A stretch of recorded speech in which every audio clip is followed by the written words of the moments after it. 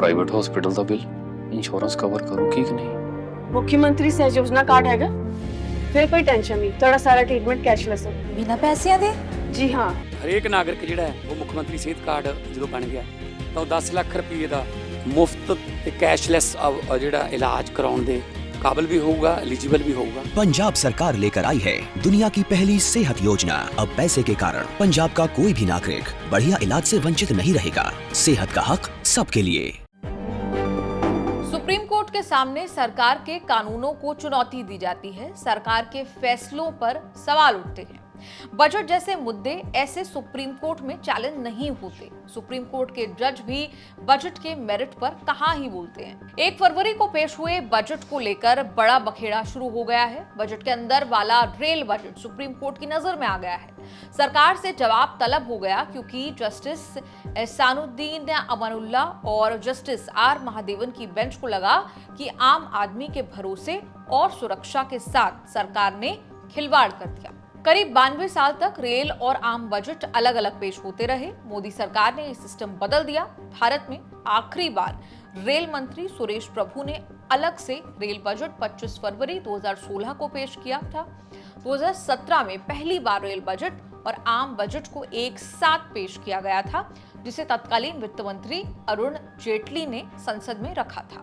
विवेक देबरॉय समिति की सिफारिशों के आधार पर सरकार ने दोनों बजट मर्ज कर दिए ताकि रेलवे, फाइनेंस और इंफ्रास्ट्रक्चर की प्लानिंग एक साथ बेहतर तरीके से की जा सके।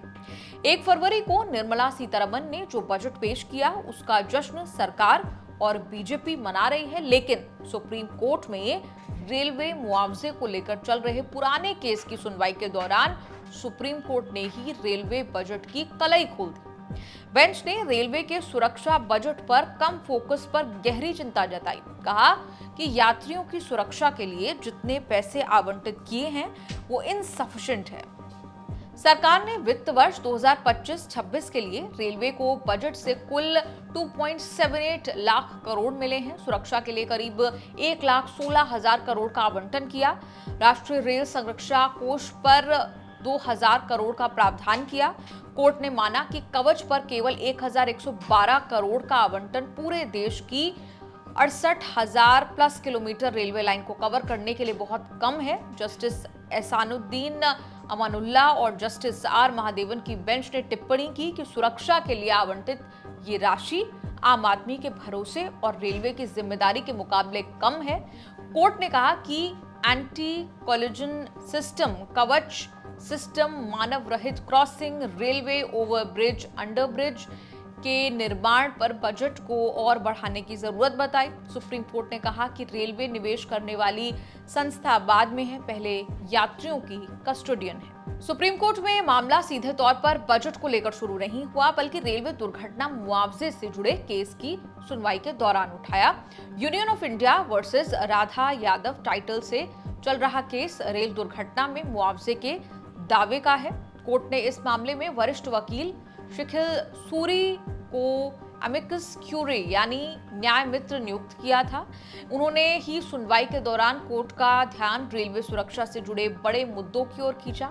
कोर्ट को बताया कि देश में मानव रहित क्रॉसिंग और रेलवे ओवरब्रिज की कमी के कारण लगातार हादसे हो रहे हैं। टक्कर रोकने वाले सिस्टम कवच को लागू करने की रफ्तार बहुत धीमी है। ये शिकायत भी की कि रेलवे केवल ऑनलाइन टिकट खरीदने वालों को ही एक्सीडेंटल इंश्योरेंस की फैसिलिटी दे रही है, जबकि ऑफलाइन यानी काउंटर से टिकट लेने वाले करोड़ों यात्रियों को इंश्योरेंस कवर नहीं मिलता।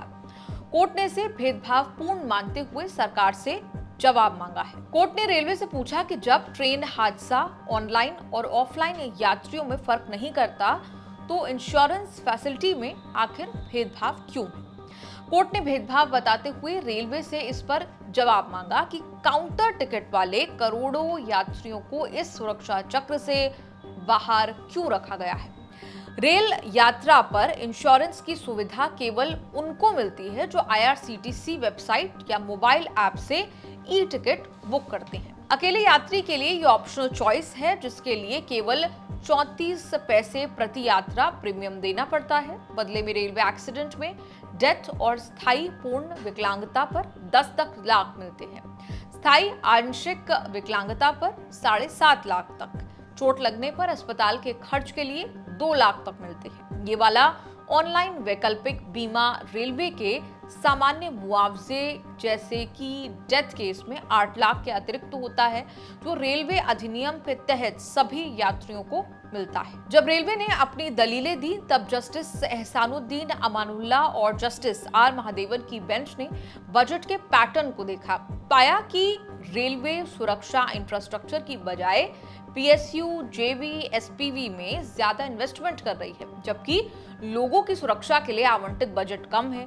यहीं से मुआवजे के एक केस से शुरू होकर मामला अब भारतीय रेलवे की पूरी सिक्योरिटी पॉलिसी, बजट आवंटन और इंश्योरेंस रूल्स सुप्रीम कोर्ट के जुडिशियल रिव्यू में आ गया है। राधा यादव का केस 23 साल पुराना है। 2003 में वर्धमान से हावड़ा जाने वाली लोकल ट्रेन में राधा यादव के पति की मौत चलती ट्रेन से सिर बाहर निकालने के कारण हुई थी।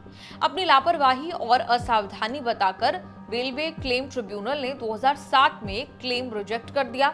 कलकत्ता हाई कोर्ट ने ट्रिब्यूनल का फैसला पलटते हुए राधा यादव को 8 लाख मुआवजे का आदेश दिया। 2019 में सुप्रीम कोर्ट में केंद्र सरकार ने हाई कोर्ट के आदेश के खिलाफ सुप्रीम अपील कर दी। 29 जनवरी 2019 को सुप्रीम कोर्ट ने रेलवे की जिम्मेदारी मानते हुए राधा यादव को ऐतिहासिक न्याय देकर राधा यादव जजमेंट को रेलवे एक्सीडेंटल क्लेम केसेस का बेंचमार्क बना दिया। कोर्ट ने रेलवे क्लेम ट्रिब्यूनल के पुराने आदेश को रद्द करते हुए राधा यादव को 8 लाख का मुआवजा 9% इंटरेस्ट के साथ देने का आदेश दिया। कोर्ट ने साफ किया कि रेलवे एक्ट कल्याणकारी कानून है। अगर कोई यात्री ट्रेन से गिरता है या टकराता है तो रेलवे ये कहकर मुआवजे से नहीं बच सकती कि यात्री की लापरवाही थी। वहीं राधा यादव जजमेंट, जो रेलवे में व्यक्तिगत दुर्घटना मुआवजे से शुरू हुआ था, अब रेलवे बजट के जुडिशियल रिव्यू का कारण बना है। कोर्ट कचहरी के इस एपिसोड पर आपकी क्या राय है? कमेंट्स में लिखकर जरूर बताएं। राजनीति हो या क्राइम, संसद की बहस हो या सड़क की सच्चाई, बाजार की चाल हो या रोजगार की तलाश, देश की चर्चा हो या दुनिया की हलचल, जंग के शोर से सीज फायर की खबर तक, यूपी बिहार से तमिलनाडु की सियासत तक, एस्ट्रोलॉजी के सितारों से खेल के मैदान तक, सच साफ सीधे अंदाज में देखिए तक 360, गली से ग्लोब तक।